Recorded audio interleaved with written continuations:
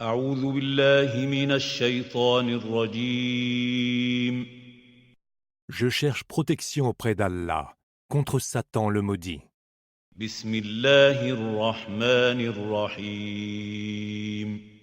Au nom d'Allah, le tout clément, le tout miséricordieux. واذكروا الله في أيام معدودات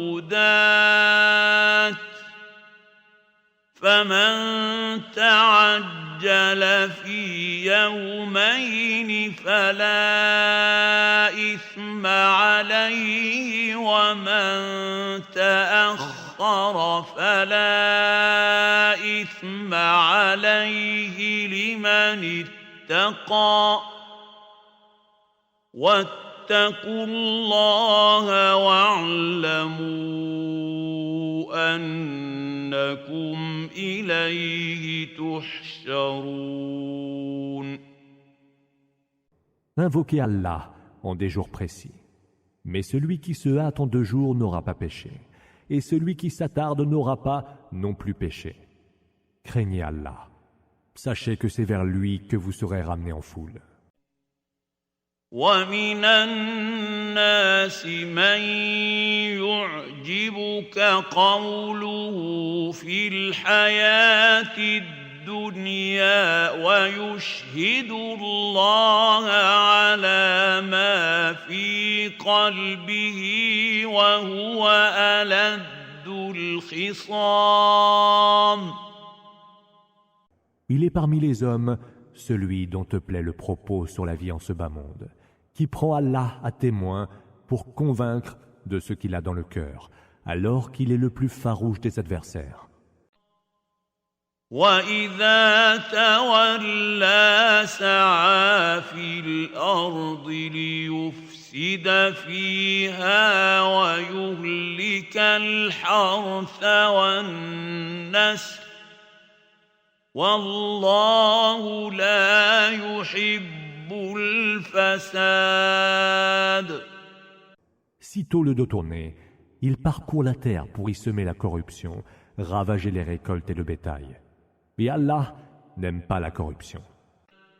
وَإِذَا قِيلَ لَهُ اتَّقِ اللَّهَ أَخَذَتْهُ الْعِزَّةُ بِالْإِثْمِ فَحَسْبُهُ جَهَنَّمُ وَلَبِئْسَ الْمِهَادُ.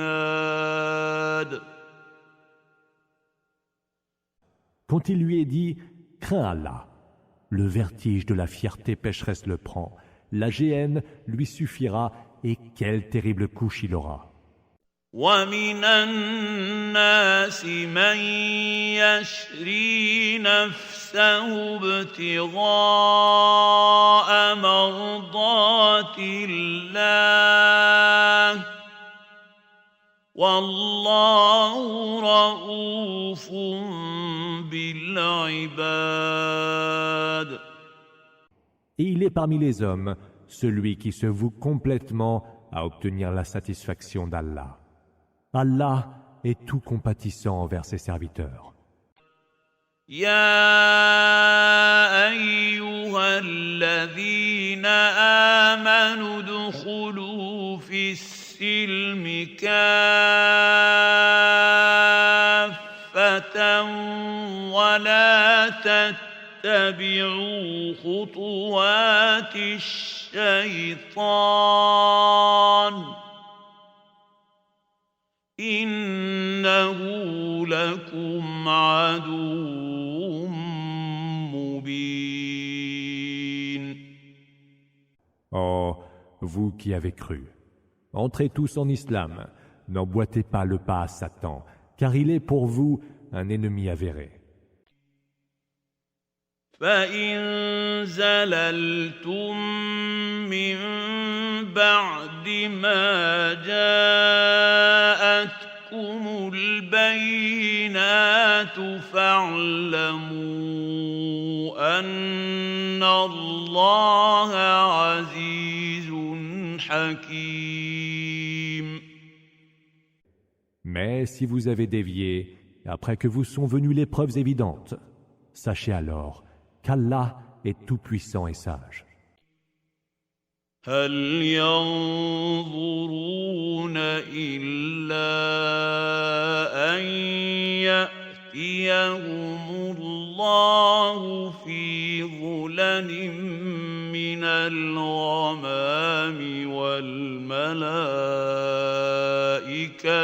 وقضي الأمر وإلى الله ترجع الأمور.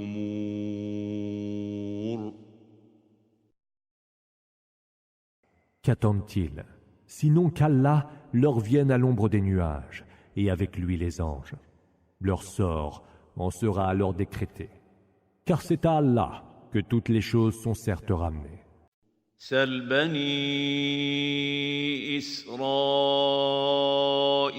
كم آتيناهم من آية بينة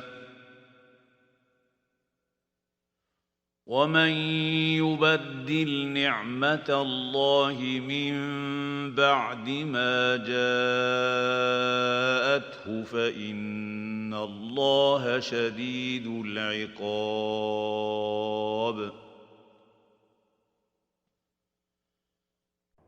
Demande aux enfants d'Israël combien de preuves évidentes nous leur avons apportées. Celui qui déforme la faveur, la religion d'Allah, quand elle lui est déjà parvenue, qu'il sache qu'Allah a le châtiment terrible. زين للذين كفروا الحياة الدنيا ويسخرون من الذين آمنوا والذين اتقوا فوقهم يوم القيامة والله يرزق من يشاء بغير حساب. À ceux qui ont mécru, la vie en ce bas monde a été embellie. Eux se raillent de ceux qui ont cru, mais ceux qui auront craint pieusement Allah seront au-dessus d'eux, au jour de la résurrection. Et Allah donne sans compter à qui il veut. كان الناس أمة واحدة فبعث الله النبيين مبشرين ومنذرين وأنزل معهم الكتاب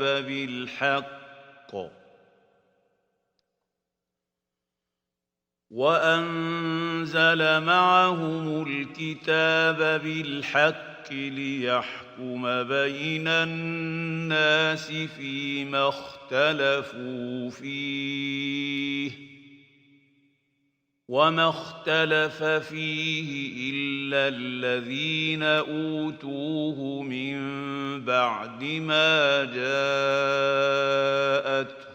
البينات بغيا بينهم فهدى الله الذين آمنوا لما اختلفوا فيه من الحق بإذنه والله يهدي من يشاء إلى صراط مستقيم.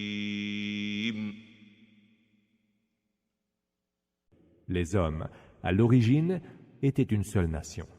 Allah envoya alors les prophètes en annonciateurs d'heureuses nouvelles et en avertisseurs. Il fit descendre avec eux, en révélation, le livre de la vérité, pour juger entre les hommes quant aux questions à propos desquelles ils divergeaient. Or, par hostilité des uns envers les autres, seuls divergeaient à propos du livre ceux à qui il fut donné après que leur furent parvenues les preuves évidentes. Allah, par sa permission, guida ainsi ceux qui ont cru vers la vérité, à propos de laquelle d'autres divergeaient. Et Allah guide qui il veut vers la voie droite. أم حسبتم أن تدخلوا الجنة ولما يأتكم يأتكم مثل الذين خلوا من قبلكم مستهم البأساء والضراء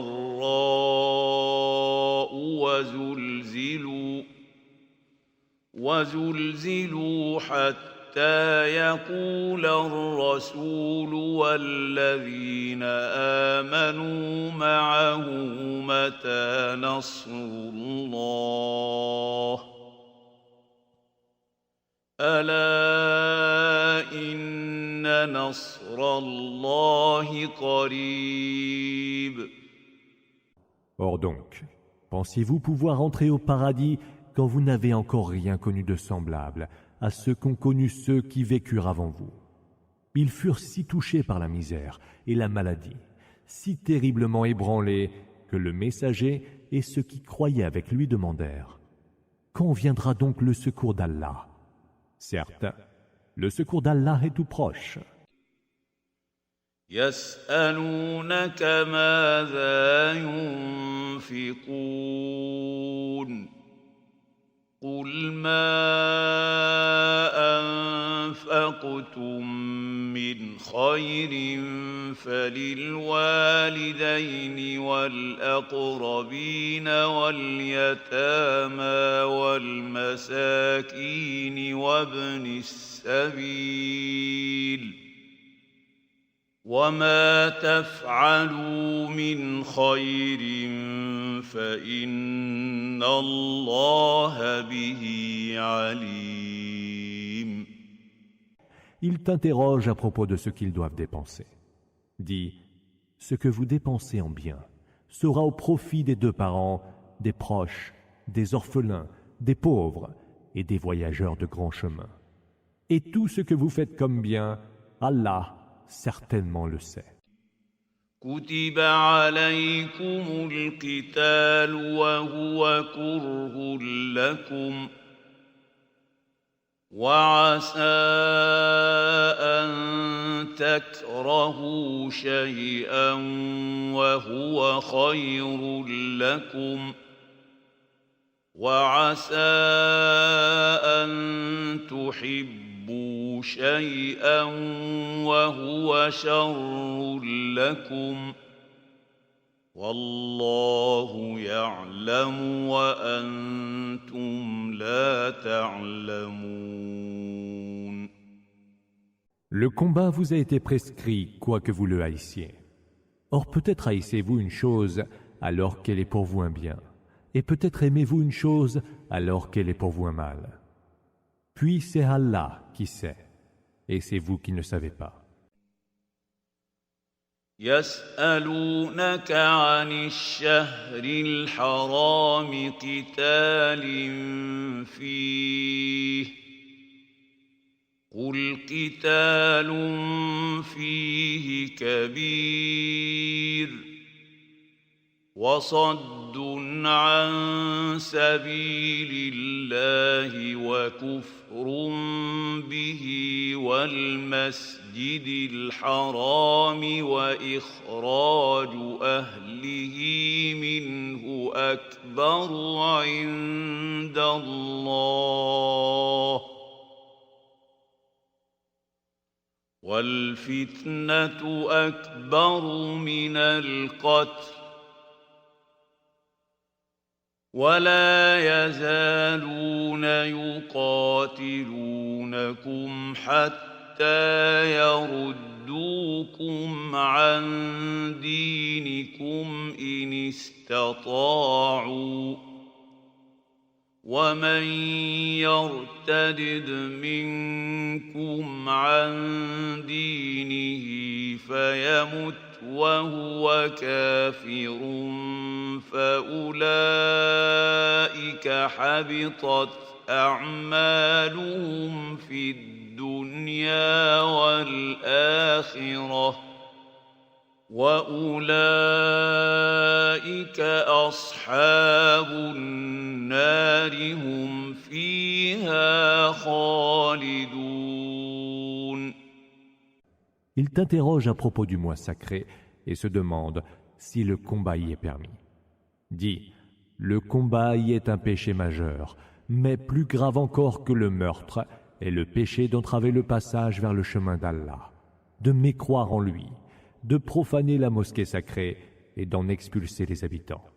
L'associaterie est plus terrible que la tuerie. Ils n'arrêteront pas de vous combattre jusqu'à ce qu'ils vous fassent, s'ils peuvent, apostasier votre religion. Or, celui qui d'entre vous apostasie sa religion et meurt en mécréant, nulles seront ses œuvres en ce bas monde et dans l'autre. Ceux-là sont les hôtes du feu, où ils séjourneront pour l'éternité. إن الذين آمنوا والذين هاجروا وجاهدوا في سبيل الله أولئك يرجون رحمة الله والله غفور رحيم. Ceux qui ont cru, qui ont émigré et lutté pour la cause d'Allah, ceux-là espèrent la miséricorde d'Allah, car Allah est absoluteur et tout miséricordieux. يسألونك عن الخمر والميسر قل فيهما إثم كبير ومنافع للناس وإثمهما أكبر من نفعهما ويسألونك ماذا ينفقون قل العفو كذلك يبين الله لكم الآيات لعلكم تتفكرون. Ils t'interrogent sur le vin et le jeu de hasard, Maïsir. Dis, il y a dans les deux un grand péché et certains profits pour les hommes. Mais leur péché est plus grand encore que leur profit. Et ils t'interrogent à propos de ce qu'ils doivent donner en aumône. Dis, ce que vous possédez en excès. C'est ainsi qu'Allah vous expose clairement ces versets afin que vous méditiez. في الدنيا والآخرة ويسألونك عن اليتامى قل إصلاح لهم خير وإن تخالطوهم فإخوانكم والله يعلم المفسد من المصلح ولو شاء الله لأعنتكم إن الله عزيز حكيم. Il t'interroge enfin sur les orphelins. Dis, agir pour leur bien, c'est ce qu'il y a de mieux à faire. Et si vous mêlez vos biens aux leurs, ils sont alors vos frères. Allah sait qui est le corrupteur et qui est le bienfaiteur. Et s'il l'avait voulu, Allah vous aurait accablé, car Allah est tout-puissant et sage. ولا تنكحوا المشركات حتى يؤمن ولا أمة مؤمنة خير من مشركة ولو أعجبتكم ولا تنكحوا المشركين حتى يؤمنوا ولعبد مؤمن خير من مشرك ولو أعجبكم أولئك يدعون إلى النار والله يدعو إلى الجنة والمغفرة بإذنه ويبين آياته للناس لعلهم يتذكرون.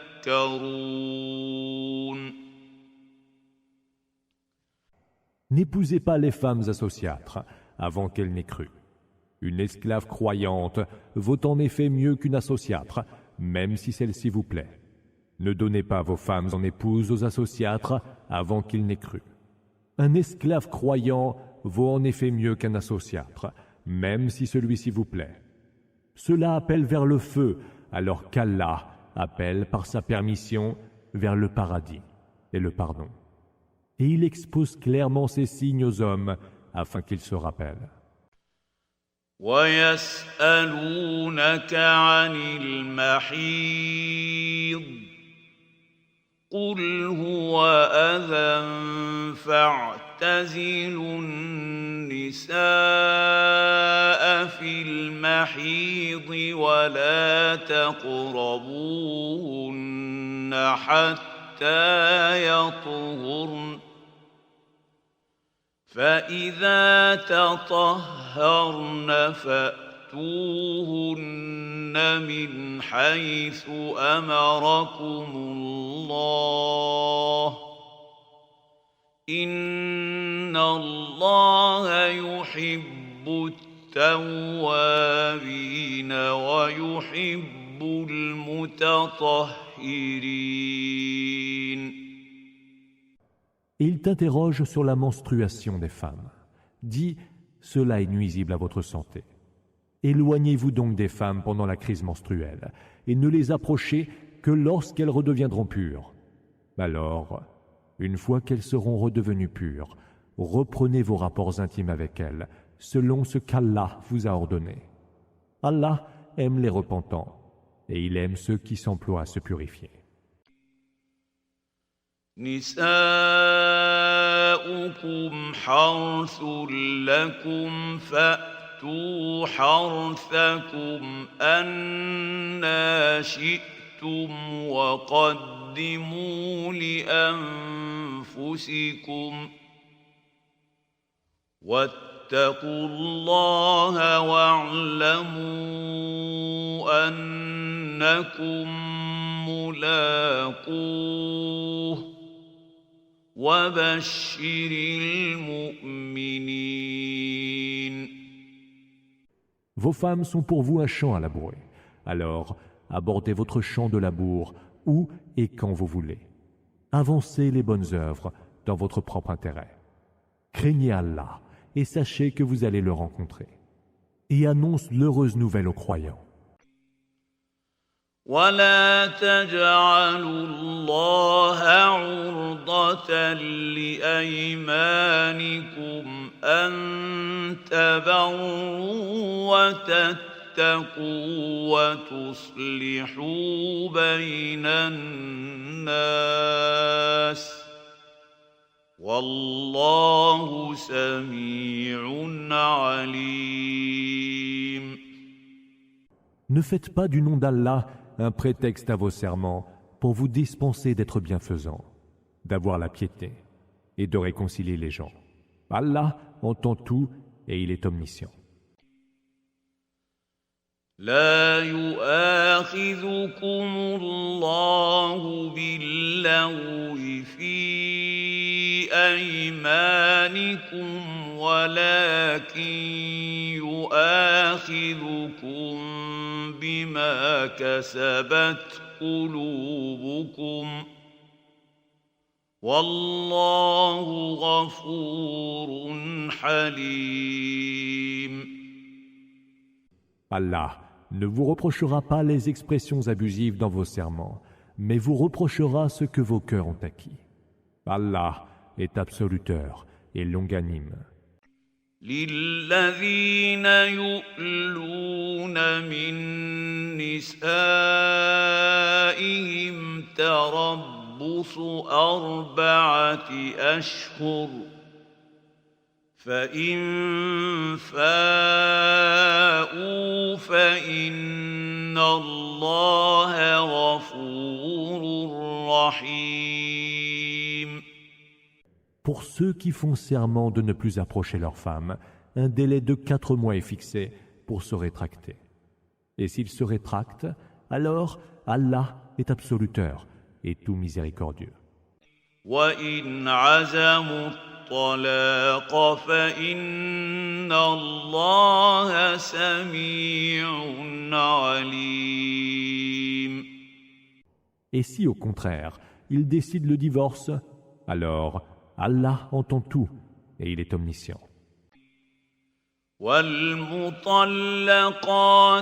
يَتَرَبَّصْنَ بِأَنفُسِهِنَّ 3 قُرُوءٍ وَلَا يَحِلُّ لَهُنَّ أَن يَكْتُمْنَ مَا خَلَقَ اللَّهُ فِي أَرْحَامِهِنَّ إِن كُنَّ يُؤْمِنَّ بِاللَّهِ وَالْيَوْمِ الْآخِرِ وَبُعُولَتُهُنَّ أَحَقُّ بِرَدِّهِنَّ فِي ذَلِكَ إِنْ أَرَادُوا إِصْلَاحًا وَلَهُنَّ مِثْلُ الَّذِي عَلَيْهِنَّ بِالْمَعْرُوفِ وَلِلرِّجَالِ عَلَيْهِنَّ دَرَجَةٌ وَاللَّهُ عَزِيزٌ حَكِيمٌ. Les divorcés doivent attendre que 3 cycles menstruels se soient écoulés, et il n'est nullement licite pour elles de taire ce qu'Allah a créé dans leur matrice, si elles croient en Allah et au jour dernier. Leurs époux, entre-temps, ont plein droit de les reprendre s'ils souhaitent une réconciliation. Les femmes, quant à elles, ont des droits comme elles ont des obligations conformément aux bienséances. Les hommes, cependant, leur sont d'un cran supérieur. Et Allah est tout-puissant et sage. الطلاق مرتان فإمساك بمعروف أو تسريح بإحسان ولا يحل لكم أن تأخذوا مما آتيتموهن شيئا إلا أن يخافا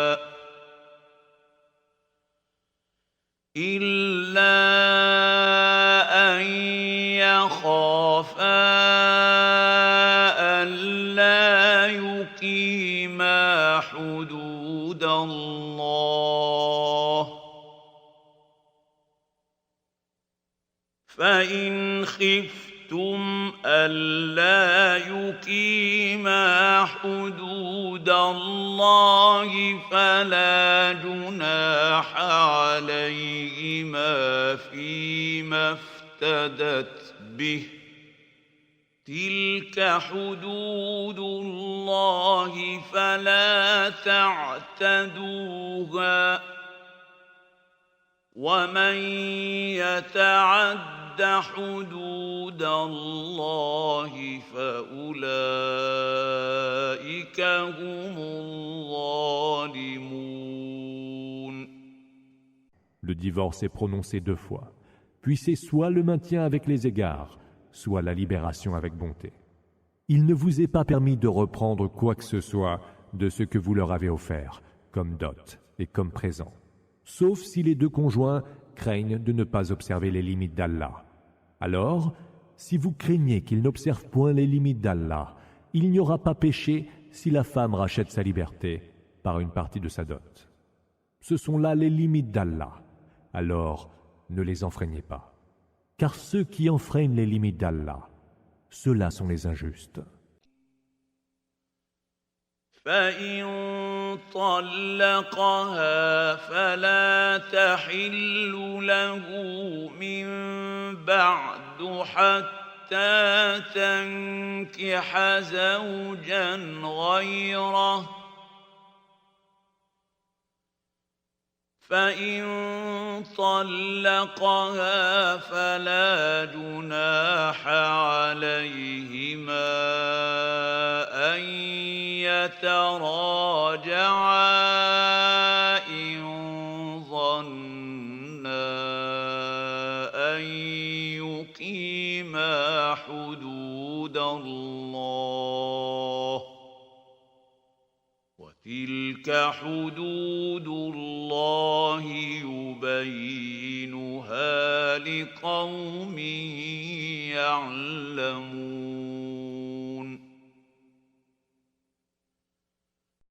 S'il divorce d'avec elle, elle ne lui est plus licite, jusqu'à ce qu'elle en épouse un autre. Et si celui-ci divorce d'avec elle, le premier couple ne commet aucun péché à revenir à la vie conjugale, pourvu que les deux conjoints pensent pouvoir observer les limites d'Allah. Telles sont donc les limites d'Allah qu'il expose clairement à un peuple qui sait. وَإِذَا طَلَّقْتُمُ النِّسَاءَ فَبَلَغْنَ أَجَلَهُنَّ فَأَمْسِكُوهُنَّ بِمَعْرُوفٍ أَوْ سَرِّحُوهُنَّ بِمَعْرُوفٍ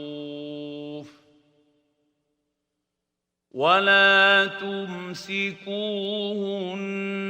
ضرارا لتعتدوا ومن يفعل ذلك فقد ظلم نفسه ولا تتخذوا آيات الله هزوا واذكروا نعمة الله عليكم وما أنزل عليكم من الكتاب والحكمة يعظكم به واتقوا الله واعلموا أن الله بكل شيء عليم. Une fois que vous aurez divorcé d'avec vos femmes et qu'elles auront atteint le terme de leur délai, retenez-les avec bonté ou libérez-les avec bonté. Ne les retenez point avec la mauvaise intention de leur faire du tort. Celui qui agit de la sorte se lèse lui-même. Ne prenez pas les versets d'Allah pour objet de dérision. Évoquez la grâce dont Allah vous a comblé et le livre et la sagesse qu'il a fait descendre sur vous en guise d'enseignement. Et craignez Allah, car Allah sait parfaitement toutes choses. وَإِذَا طَلَّقْتُمُ النِّسَاءَ فَبَلَغْنَ أَجَلَهُنَّ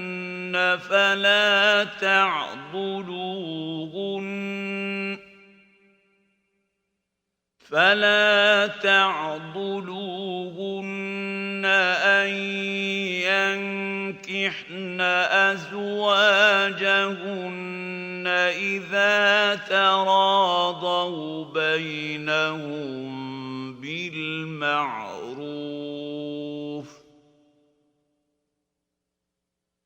ذلك يوعظ به من كان منكم يؤمن بالله واليوم الآخر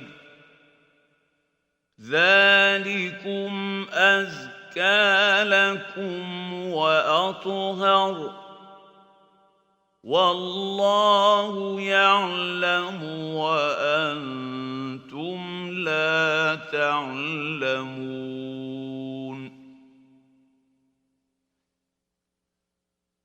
Une fois que vous aurez divorcé d'avec vos femmes et qu'elles auront atteint le terme de leur délai, ne les empêchez point de se remarier avec leurs anciens époux si le couple s'est réconcilié conformément aux bienséances. Telle est la leçon enseignée à celui qui d'entre vous croit en Allah et au jour dernier. Cela est plus décent pour vous et plus pur. Allah, certes, sait et vous ne savez pas. والوالدات يرضعن أولادهن حولين كاملين لمن أراد أن يتم الرضاعة وعلى المولود له رزقهن وكسوتهن بالمعروف لا تكلف نفس إلا وسعها لا تضار والدة بولدها ولا مولود له بولده وعلى الوارث مثل ذلك فإن أرادا فصالا عن تراض منهما وتشاور فلا جناح عليهما وإن أردتم أن تسترضعوا أولادكم فلا جناح عليكم إذا سلمتم ما آتيتم بالمعروف واتقوا الله واعلموا أن الله بما تعملون بصير.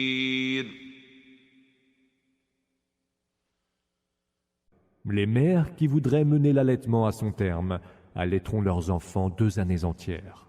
Au père de l'enfant, il incombe de les nourrir et de les vêtir convenablement. Nul n'est tenu de supporter au-delà de ses moyens.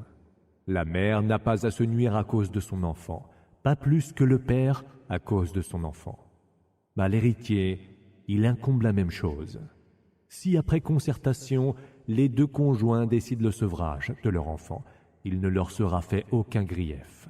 Et si vous souhaitez confier vos enfants à une nourrice, il ne vous sera fait non plus aucun grief, pourvu que vous remettiez ce qui est dû dans les règles convenues. Craignez Allah, et sachez qu'Allah voit absolument ce que vous faites. والذين يتوفون منكم ويذرون أزواجا يتربصن بأنفسهن 4 أشهر وعشرا فإذا بلغن أجلهن فلا جناح عليكم فيما فعلن في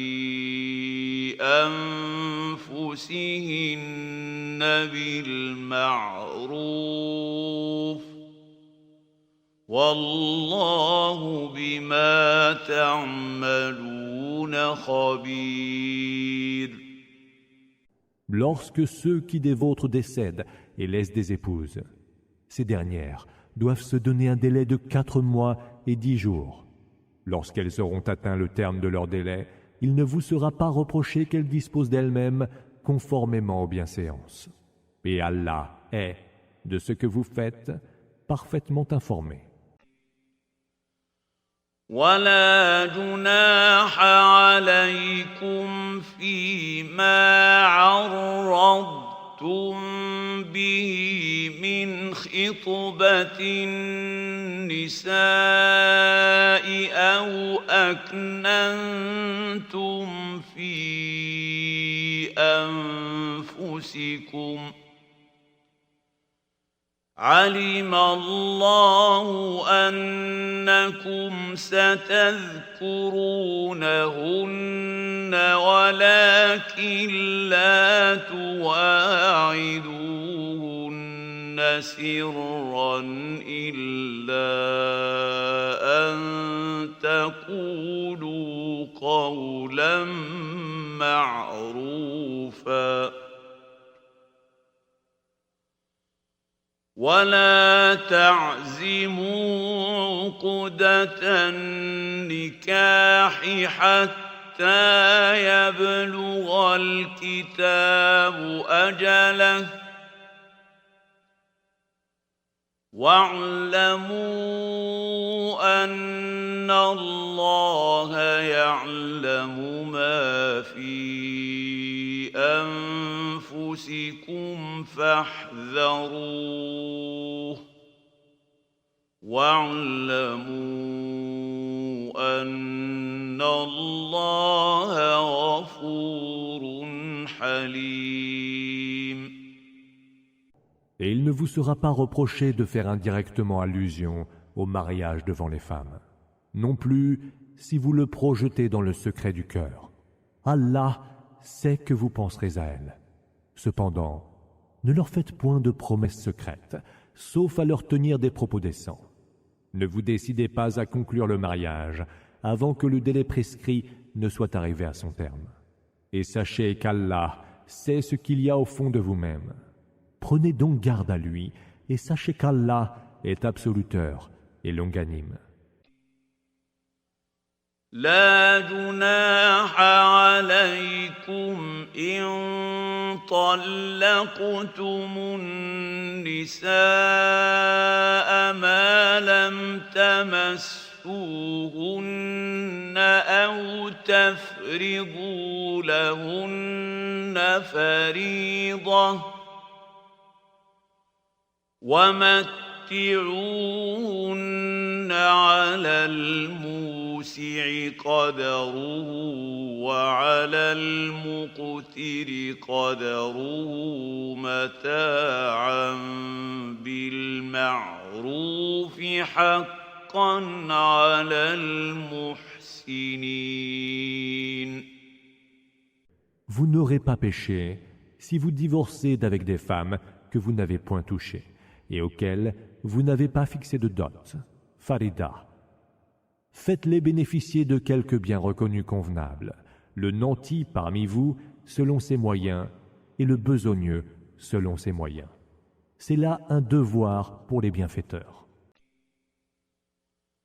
وَإِن طَلَّقْتُمُوهُنَّ مِن قَبْلِ أَن تَمَسُّوهُنَّ وَقَدْ فَرَضْتُمْ لَهُنَّ فَرِيضَةً فَنِصْفُ مَا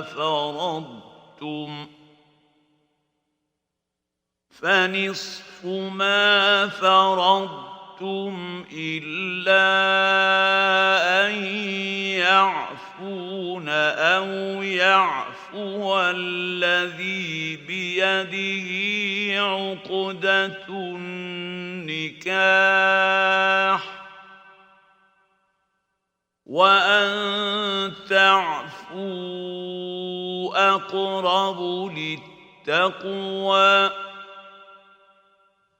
ولا تنسوا الفضل بينكم إن الله بما تعملون بصير. Si vous divorcez d'avec elles, avant que vous ne les ayez touchées et que vous leur ayez déjà fixé une dot, alors vous leur verserez la moitié de cette dot, à moins qu'elles ne se désistent ou ne se désiste celui qui a en main le contrat de mariage. Mais que vous vous désistiez est certes plus proche de la piété. Et n'oubliez pas d'être bienveillants les uns envers les autres. Allah voit absolument ce que vous faites. حافظوا على الصلوات والصلاة الوسطى وقوموا لله قانتين. Soyez assidus au salat et à la salat médiane, surtout, et levez-vous devant Allah en toute humilité pour accomplir la prière. فإن خفتم فرجالا أو ركبانا فإذا أمنتم فاذكروا الله كما علمكم ما لم تكونوا تعلمون. Mais s'il vous arrive de craindre quelque danger, alors faites votre prière en marchant ou sur le dos de vos montures. Mais dès que vous aurez retrouvé la quiétude, invoquez Allah qui vous a enseigné ce que vous ne saviez pas. والذين يتوفون منكم ويذرون أزواجا وصية لأزواجهم متاعا إلى الحول غير إخراج فإن خرجن فلا جناح عليكم فيما فعلن في أنفسهن من معروف والله عزيز حكيم. Ceux qui des vôtres décèdent et laissent des épouses doivent leur avoir laissé un testament qui les fera bénéficier d'une année d'entretien et sans expulsion. Et si elles sortent de leur plein gré, il ne vous sera fait aucun grief de les avoir laissées disposer d'elles-mêmes dans les limites du convenable. Allah est tout-puissant et sage. وللمطلقات متاع بالمعروف حقا على المتقين. Les divorcés ont le droit de bénéficier d'une pension reconnue comme convenable. C'est là un devoir pour les gens pieux. كذلك يبين الله لكم آياته لعلكم تعقلون. C'est ainsi qu'Allah vous expose clairement ces versets, pour que peut-être vous entendiez raison. ألم تر إلى الذين خرجوا من ديارهم وهم ألوف حذر الموت فقال لهم الله موتوا ثم أحياهم إن الله لذو فضل على الناس ولكن أكثر الناس لا يشكرون. N'as-tu pas vu ceux qui sont sortis de leur maison par milliers, craignant la mort? Allah leur a dit « Mourez ». Puis il les a fait revivre. Allah est plein de faveurs pour les hommes, mais la plupart des hommes ne sont pas reconnaissants. وقاتلوا في سبيل الله واعلموا أن الله سميع عليم. Combattez pour la cause d'Allah et sachez qu'Allah entend tout et qu'il est omniscient. من ذا الذي يقرض الله قرضا حسنا فيضاعفه له أضعافا كثيرة والله يقبض ويبسط وإليه ترجعون. Quiconque fait gracieusement un prêt à Allah, il le lui multipliera un grand nombre de fois. Allah resserre ou étend ses faveurs, et c'est à lui que vous serez ramenés. ألم تر إلى الملأ من بني إسرائيل من بعد موسى إذ قالوا لنبي له مبعث لنا ملكا نقاتل في سبيل الله قال هل عسيتم إن كتب عليكم القتال ألا تقاتلوا قالوا وما لنا ألا نقاتل في سبيل الله وقد أخرجنا من ديارنا وأبنائنا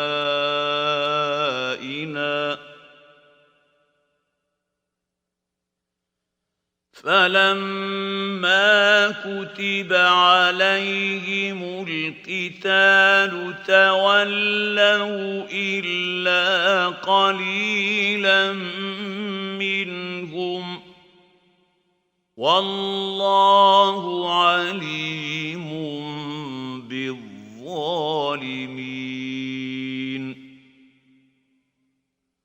N'as-tu pas appris ce qui s'est passé avec les notables des enfants d'Israël, lorsqu'après Moïse, ils dirent à un prophète des leurs, « Désigne-nous un roi, et nous combattrons dans le chemin d'Allah. » Il dit, « Mais si le combat vous était prescrit, qui sait si vous ne refuserez pas de combattre ?»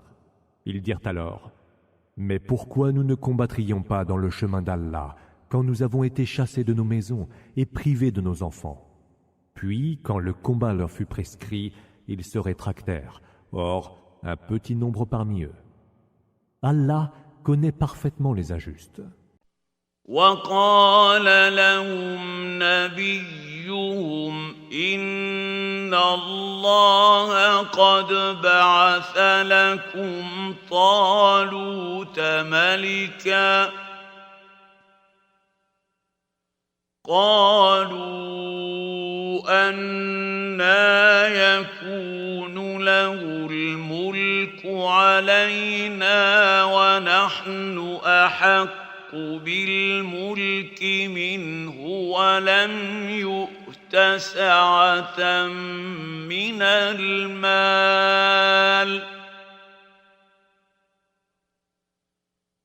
قال إن الله اصطفاه عليكم وزاده بسطة في العلم والجسم والله يؤتي ملكه من يشاء والله واسع عليم.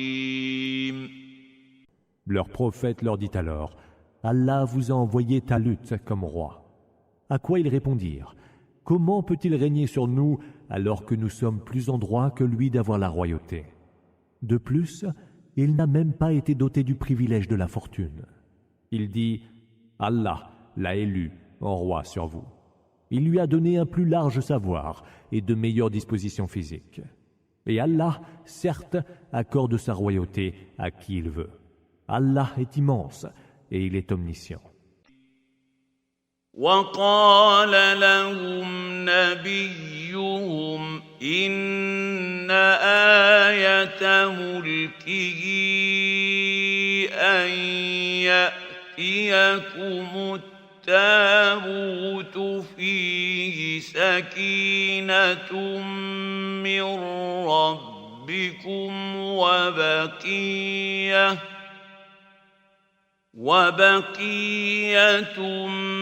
مما ترك آل موسى وآل هارون تحمله الملائكة إن في ذلك لآية لكم إن كنتم مؤمنين. Et leur prophète ajouta encore, en signe de son règne, vous reviendra le coffret emporté par les anges, gage de quiétude envoyé par votre Seigneur, et contenant les reliques laissées par la famille de Moïse et la famille d'Aaron. Cela est bel et bien un signe pour vous si vous êtes croyants. فلما فصل طالوت بالجنود قال إن الله مبتليكم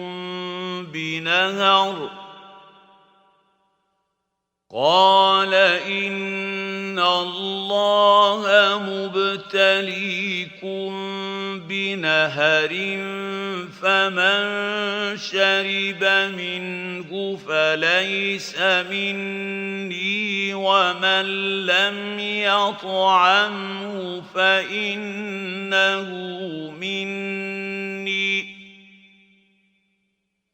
فمن شرب منه فليس مني ومن لم يطعمه فإنه مني إلا من اغترف غرفة بيده فشربوا منه إلا قليلا منهم فلما جاوزه هو والذين آمنوا معه قالوا لا طاقة لنا اليوم بجالوت وجنوده قال الذين يظنون أنهم ملاقو الله كم من فئة قليلة غلبت فئة كثيرة بإذن الله والله مع الصابرين. Lorsque Talut partit avec les soldats, il leur dit « Allah va vous mettre à l'épreuve devant une rivière. Celui qui en boira ne sera pas des miens. Celui qui n'y goûtera point ou n'en puisera qu'un peu dans le creux de la main sera lui des miens. Tous y burent, excepté un petit nombre d'entre eux. Lorsqu'ils l'eurent traversé, lui et les croyants qui étaient avec lui dirent « Voilà que nous n'avons plus la force aujourd'hui de combattre Goliath et ses soldats. » Alors ceux qui étaient persuadés qu'ils rencontreraient certainement Allah au jour dernier dirent « Combien de fois, par la permission d'Allah, une troupe peu nombreuse a vaincu une troupe bien plus nombreuse. Allah est avec ceux qui prennent patience. » ولما برزوا لجالوت وجنوده قالوا ربنا أفرغ علينا صبرا وثبت أقدامنا وانصرنا على القوم الكافرين. Lorsqu'ils firent front à Goliath et ses soldats, ils dirent « Seigneur, déverse sur nous la patience, raffermis nos pas et fais-nous triompher du peuple mécréant. »